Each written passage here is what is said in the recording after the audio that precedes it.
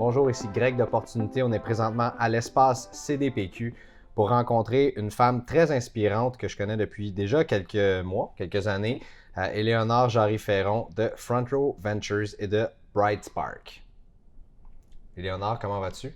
Très bien, merci de venir me rencontrer à l'espace CDPQ aujourd'hui. Ça fait plaisir, on est très bien. C'est un bel espace, puis c'est un endroit qui est super inspirant. Tu peux peut-être nous en parler un petit peu? Oui, certainement. Écoute, l'espace CDPQ, c'est une initiative de la Caisse de dépôt, comme le nom le dit.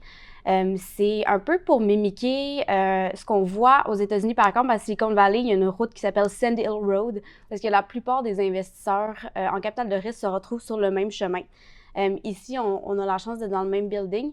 Donc, c'est vraiment pour rapprocher l'industrie du capital de risque et pouvoir mettre nos forces ensemble pour faire monter l'écosystème en soi avec toutes les firmes impliquées dans le projet. Donc, ce que c'est un espace, mais en ce moment sur 2 étages, qui va peut-être devenir plus d'étages un jour, où est-ce que chaque firme de capital de risque, pas mal à Montréal, a au moins un pied à terre. Et on a chacun notre suite où est-ce qu'on peut travailler, mais on partage des espaces, on partage des salles de conférence et on crée des événements tout le monde ensemble. Donc, le but, c'est vraiment de faire de la coopération, en même temps d'être compétitif, faire des synergies. Puis, on était un peu curieux de voir qu'est-ce que ça allait donner quand on a déménagé ici. Et so far, so good, vraiment, là, vraiment beaucoup de synergie. C'est facile, on fait beaucoup de co-investissement dans l'industrie. Donc, c'est vraiment facile d'accrocher quelqu'un sur un coin en prenant un café, parler d'un deal, parler d'une compagnie. Pour les entrepreneurs aussi, ça peut être super pratique parce qu'ils peuvent se booker un après-midi ici, ouais, puis ils passent tous les fonds après l'autre. C'est ça, exactement. C'est ici qu'ils se brassent des grosses affaires pour vrai. Exactement, oui. Puis, tu sais, pour les fonds internationaux aussi, on essaie beaucoup de développer des connexions avec les États-Unis, avec l'Europe. Fait que c'est le fun. Ils peuvent venir ici, on organise un dîner, tout le monde est là, tout le monde a la chance de rencontrer les gens qui visitent. Donc, vraiment, c'est une super initiative. Donc, le gros du Québec Inc. se retrouve ici, en fait. Oui, bien, tout ce qui est technologie, c'est vraiment les fonds d'investissement en capital de risque. Donc, il y a des gens comme Real Venture, il y a Panache, il y a Ange Québec qui est ici. Donc, il y a des gens qui partent très tôt dans le cycle de financement. Puis, tu as la Caisse de dépôt aussi qui font des chèques de 50 millions et plus qui sont présents dans l'écosystème. Donc, tu as vraiment comme tout le cycle de financement pour une compagnie technologique sous un même toit. Parle-nous de toi, Éléonore. Oui. Moi, je connais ton parcours. Puis, en fait, le but de l'entrevue, c'est de le faire connaître à plus de gens.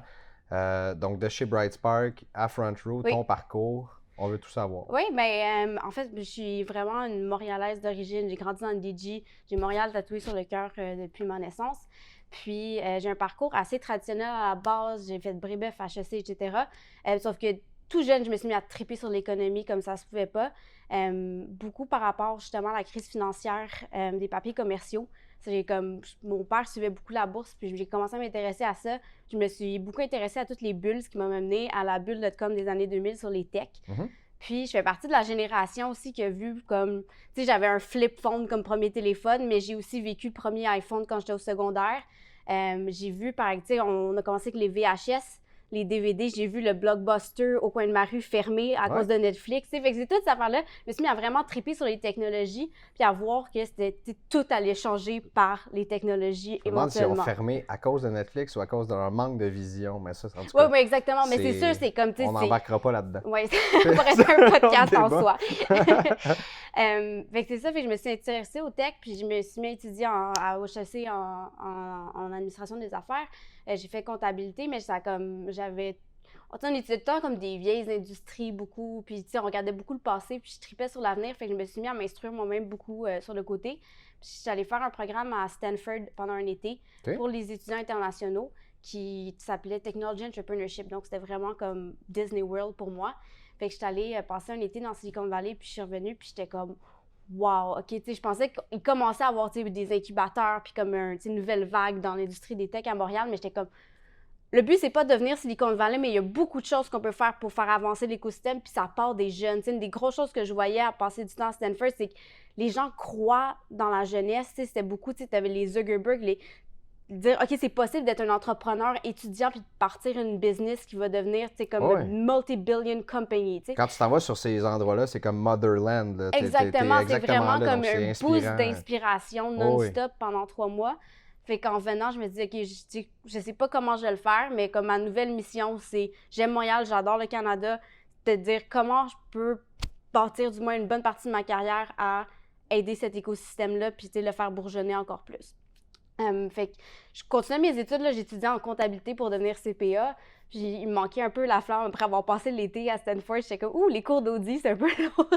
Fait que je me suis mis juste comme en parallèle de continuer ce parcours-là, à m'impliquer beaucoup dans l'écosystème ici. Je passais beaucoup de temps à la maison de Notman. J'ai parti des projets à l'école. Puis comme parallèlement, je me suis mis beaucoup à suivre les VC de Montréal sur les réseaux sociaux. Puis je me suis rendu compte dans mon processus qu'il y avait vraiment pas beaucoup de femmes et de filles dans l'industrie. Puis je me cherchais comme un modèle, puis de fil en aiguille, je suis tombée sur Bright Spark Venture, qui a un des 2 managing partners qui est Sophie Forêt, ici à Montréal. J'ai commencé à la suivre beaucoup, puis à retweeter ses choses, à avoir des échanges, etc. Puis de fil en aiguille, en fait, elle m'a écrit, puis elle m'a dit « Je suis à Notman House, veux-tu venir prendre un café? » Fait que j'allais prendre un café, puis comme 3 semaines après, je partais du monde de comptabilité pour joindre Bright Spark quand Sophie était toute seule à Montréal à Notman House. Puis, une autre histoire, en fait, comme je t'ai expliqué, je partais de Stanford, je suis revenue à Montréal, je finissais ma maîtrise. Puis, je me suis dit, comment on peut faire sur les campus? Je parlais de Stanford qui était comme le meilleur endroit au monde pour lier le monde entrepreneurial et le monde universitaire. J'ai dit, qu'est-ce qu'on peut faire? Puis, il y avait des belles initiatives qui partaient. Il y avait Megal X1 qui roulait, il y avait l'accélérateur Banque Nationale, HEC, il y avait beaucoup de choses, mais j'étais comme, quel projet pourrait venir des étudiants pour les étudiants? Il y avait un manque à gagner qui était là, puis en mettant une opportunité pour toi. Exactement. Mais de chez Bright Spark, là, tu viens d'accepter un emploi chez Bright Spark et tu mûris quand même ce projet-là de vouloir bâtir quelque chose propre à toi. Comment ça a été de marier ça, de se dire, ben non seulement je commence un emploi, mais je pars un projet en même temps. C'est un petit peu spécial là, comme parcours. Je dirais que c'est un peu comme accepter d'avoir 2 jobs temps plein en même temps. Puis un des trucs que j'ai trouvé super justement quand j'ai rencontré Sophie, c'est qu'elle a trippé sur mon profil en partie parce que j'avais ça comme vision. Donc, elle a accepté dès le départ, elle comprenait. Puis, veux pas, c'est dans la même industrie, donc il y a beaucoup de mariage entre les deux.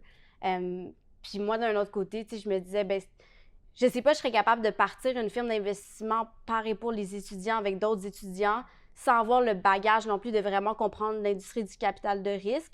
Fait que c'était vraiment une opportunité des deux, mais c'est sûr que comme n'importe quel projet entrepreneurial, c'est des sacrifices sur la vie personnelle, sur d'autres passe-temps, sur des heures de Netflix. Oui, tout à fait, que tu passes à travailler à la place. Et est-ce que tu vois Sophie comme étant non seulement ta patronne, mais beaucoup plus comme une mentor pour toi, ou est-ce que tu en es rendu présentement avec Front Row?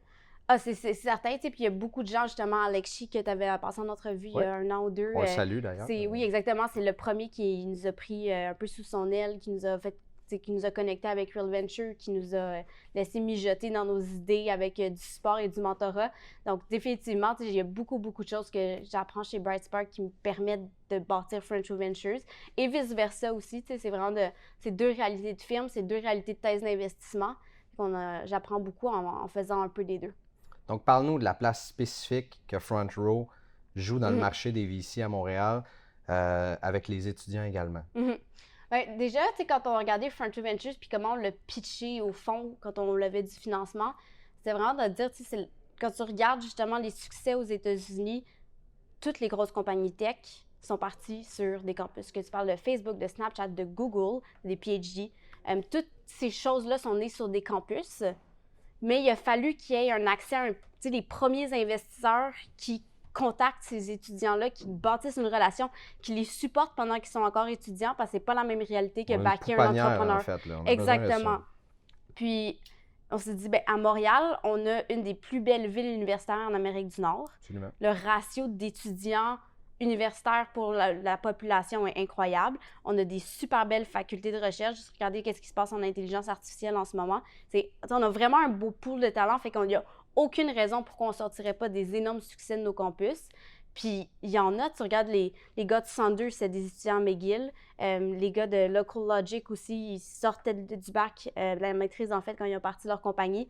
Fibre Noire, c'est un beau succès de la Polytechnique aussi. Donc, tu sais, c'est toutes des entreprises comme ça que tu te dis, OK, comment on peut vraiment comme crédibiliser l'entrepreneuriat sur les campus, mais offrir un véhicule de financement aux entrepreneurs qui est adapté aux étudiants. Donc, vous investissez clairement, si je me rappelle des règles, dans les 6 premiers mois après le parcours étudiant des fondatrices là, d'une entreprise. C'est exactement. En fait, pour le fonds qu'on a bâti pour Montréal, on va supporter 24 entreprises avec des chèques de 25 000 par entreprise. Et il faut qu'un des fondateurs soit présentement à l'école ou ait gradué dans les derniers 6 mois environ. Là, donne-nous des trucs. Oui. OK? Là, tout le monde a on en parlait d'ailleurs juste avant de faire Oui. l'entrevue, là, off the record. On en parlait justement du financement et tout le reste. Es-tu capable de mettre des pinpoints sur ce qu'il faut savoir quand on veut rencontrer un VC? Je sais que tu en as parlé également à Expo Entrepreneur le mois dernier. Il y a eu beaucoup d'ateliers là-dessus. Oui. Si tu nous en donnais peut-être là, juste un ou deux, tout le monde va dire soyez préparés, connaissez votre plan d'affaires, tout le reste. Mais qu'est-ce qui va être peut-être le breaking point là, que les gens vont dire OK, lui, j'ai investi ou elle, j'ai investi dans son projet? Bien, tu sais, déjà, il faut que les gens se posent une question, tu sais, de vraiment aller targeter le bon type d'investisseur. Parce que des fois, on reçoit beaucoup de compagnies, tu te dis, c'est une super belle business, tu peux faire des millions avec ça personnellement, mais tu sais, c'est pas une business qui est faite pour avoir du capital de risque, c'est pas une business qui va valoir 500 millions un jour, puis t'as peut-être pas envie de faire une croissance de même, mais avec une énorme chance d'échec aussi, tu sais. Non. Fait que c'est vraiment de questionner parce que tu vas pas voir un capital de risque si c'est pas une business comme ça, mais très risqué que tu veux bâtir. Gérer une croissance, c'est pas nécessairement plus facile non plus. Là. Donc, non, exactement. Faut faire attention. Puis tu vas juste encore plus te tirer dans le pied si tu es un investisseur qui n'a pas les mêmes intérêts que toi. T'sais. Absolument. Fait que ça, c'est la première étape. Une fois que tu es comme pas mal certain que tu sais que c'est du capital de risque, on dit tout le temps, partez par vos réseaux puis essayez de chercher des intros. T'sais, pour nous, si c'est un avocat qu'on connaît très bien qui m'envoie un courriel, dit « Hey, Léonard, j'ai rencontré tel entrepreneur ou j'ai mentoré tel entrepreneur, le rencontrerais-tu? » Impossible que je dise non. Par contre, si je reçois à peu près 50 courriels complètement cold email, des fois même pas adressés à la bonne personne, tu sais, ben, les chances que je réponde à Dear Sir Madame, là, tu sais, il y a moins de chances que je réponde. Fait que définitivement, comme passer par la bonne intro, puis s'il n'y a pas moyen d'avoir une intro, comme écrire un bon courriel, ça fait toute la différence. Justement, tu sais, prendre le temps de comme chercher le nom de la personne, s'assurer que c'est adressé à la bonne firme, d'aller lire sur notre firme puis dire que ben, j'ai lu votre thèse d'investissement en ligne, puis à cause de X, Y raison, je pense que ça pourrait être un bon fit. Voici mon pitch deck qui est attaché en pièce jointe. Les chances déjà d'avoir un premier meeting sont très bons. Peut-être un petit truc et astuce, passer par les jeunes. Comme veux pas, là, des fois, il y a des gens qui sont comme, ah, ben, tu sais, non, c'est juste l'analyste, je vais parler juste aux partners, je perds mon temps, tu sais. Mais on remarque vraiment des fois l'éthique de comme, ah, ils m'ont mis en CC, tu sais, c'est nous qui manageons vraiment le deal flow puis qui regardons qu'est-ce qu'il y a dans le pipeline de deal, puis, hey, partner, t'as oublié de répondre à tel entrepreneur, ou tu sais, comme, hey, j'ai fait de la recherche là-dessus, tu sais. Fait que garder les deals, tu sais, passer par le restant de l'équipe parce que des fois, les partners, c'est les plus occupés. Fait que définitivement, ça, c'est un petit truc. On sous-estime souvent le pouvoir des jeunes dans une entreprise, peu importe celle qu'elle est, des jeunes ou des chargés de projet ou des adjoints, des adjointes ou peu importe. Là, on sous-estime souvent le pouvoir de ces gens-là, mais ils peuvent nous amener beaucoup, peu importe dans quelle vente on essaie d'aller chercher. Là. Exactement. Fait que ça serait un autre truc. Puis aussi, justement, connaître ses chiffres. Ça fait toute la différence. Ça, c'est sûr et certain. Oui. Donc, si tu connais pas tes projections... Être transparent. Je pense qu'à force de voir des entrepreneurs, les investisseurs, des fois, ils ont très bons détecteurs de bullshit. Fait que quelqu'un qui... T'es un entrepreneur, il faut que tu vendes constamment, c'est sûr, mais d'être vraiment transparent puis authentique, parce que si c'est pas le cas, ça paraît. Bien, on est tous vulnérables en affaires. Je pense qu'on a tous des défis, puis d'essayer de surfer la vague en disant non, j'ai pas de défi justement, puis ça va bien, puis d'être peut-être trop confiant. Exactement. Je suis d'accord avec toi que ça doit pas être la clé du succès nécessairement pour un investisseur. Là. On doit sentir un peu la magouille. Exactement. Tu en as parlé un petit peu plus tôt dans l'entrevue qu'il n'y avait pas assez de femmes peut-être ou de filles. Je sais que tu sièges sur un projet, un comité qui veut justement remédier à ça. Je pense que c'est important qu'on prenne le temps d'en parler. Oui. Parle-nous-en, moi je trouve que c'est très inspirant comme projet. Un peu comme à but de contexte, il y a plusieurs études sur le sujet, mais en général, on trouve que comme entre 5 et 20% seulement des compagnies technologiques qui reçoivent du financement sont menées par des femmes. Et ça se reflète dans l'industrie du financement aussi. Il y a à peu près seulement 5 à... des positions de partners, je dirais peut-être entre 5 et 10 qui sont des femmes dans les firmes de capital de risque. Puis dans l'industrie en général, je dirais 5 à 20% seulement des investisseurs qui sont des femmes. Fait que ça crée vraiment un cercle vicieux aussi. pour justement mettre en contexte, il y a beaucoup de billets dans l'industrie. Puis les gens ont tendance à financer des gens comme eux, à engager des gens comme eux. L'être humain fonctionne comme ça. Fait que ça crée qu'il y a comme une dette de diversité qui se crée dans l'industrie. C'est les femmes, la culture, la religion, l'orientation sexuelle. Ça fait qu'il y a beaucoup, bref, d'hommes blancs dans l'industrie. Encore aujourd'hui, malheureusement. Oui, exactement. Malheureusement. Ben oui, malheureusement. Oui, exactement. Il faut ça, plus de diversité dans tous les sens. Autant qu'une compagnie qui serait 100% gérée par des femmes ne serait pas meilleure qu'une compagnie 100% gérée par des hommes. C'est la diversité qui fait. Peut-être. Je m'arrêterai. Moi, je pense que oui, mais bon. Peut-être plus organisé. On fera un autre podcast là-dessus, justement. Fait que bref, ouais, je pense que plus il y a de diversité, plus les résultats financiers et le bonheur dans une entreprise va monter. Fait que, comme mission personnelle, je pense qu'il y a beaucoup de manières qu'on peut changer ça. Une des façons qui est vraiment en amont, c'est d'amener plus de filles dans l'industrie. D'où le projet dont tu parles qui s'appelle Technovation Montréal. Technovation, c'est un programme qui est parti à San Francisco, qui roule à travers le monde et c'est vraiment comme un plan d'intégration à l'informatique pour les jeunes filles.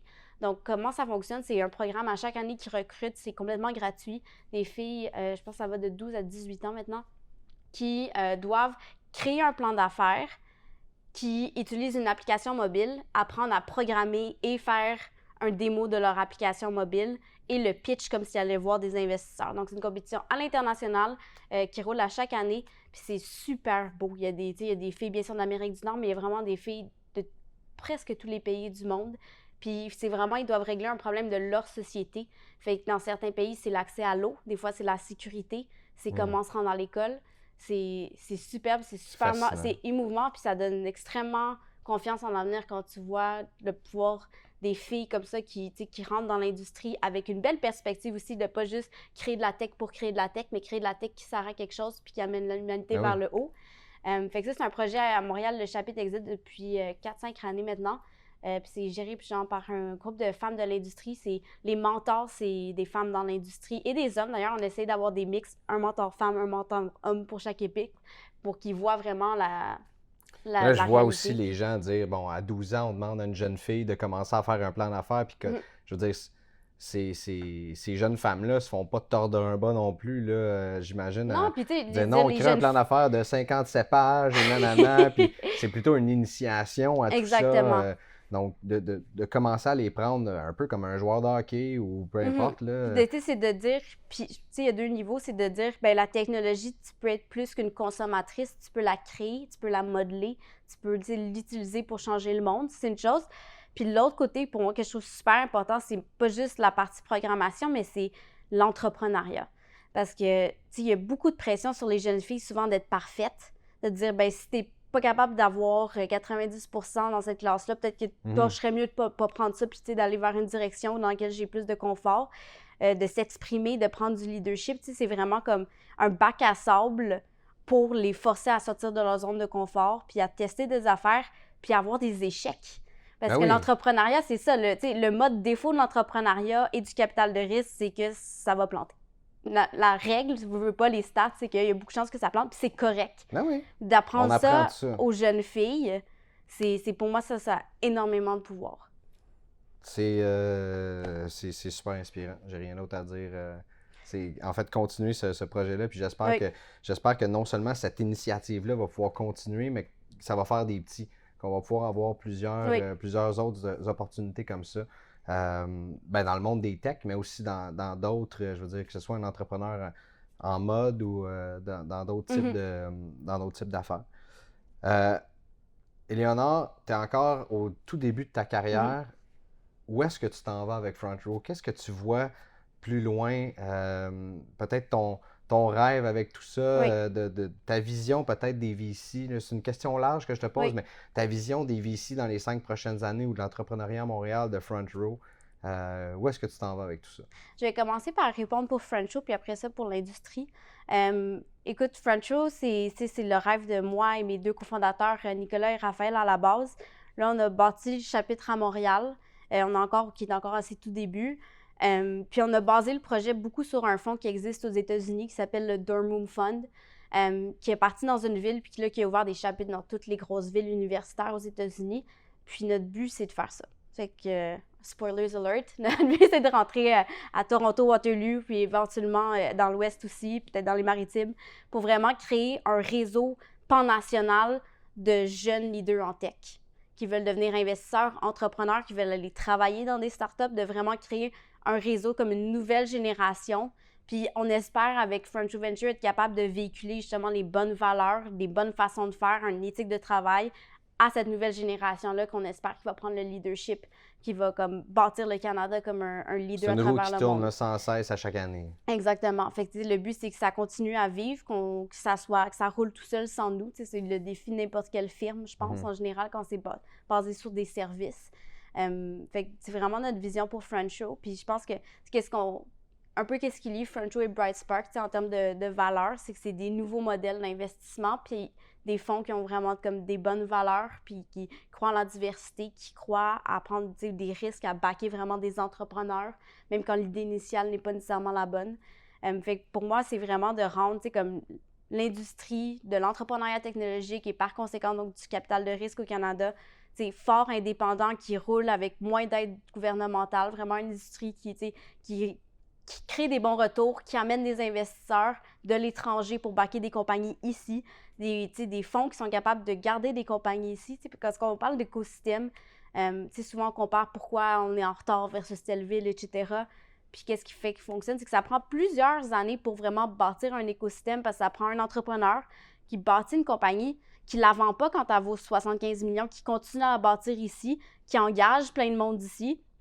Éventuellement, peut-être qu'il vend sa compagnie, puis là, tous les employés-là vont repartir d'autres compagnies. Puis ça fait. Exactement. Là, tu crées un écosystème, mais pour ça, il faut être capable de bâtir des très grosses compagnies ici. Puis c'est ça qui est superbe. Par exemple, ce que la Caisse fait, c'est d'avoir des gros joueurs qui disent, tu sais, comme chez BrightSpark, on a investi dans Hopper, on était les premiers investisseurs, tu sais. Puis là, la compagnie vaut beaucoup, beaucoup d'argent.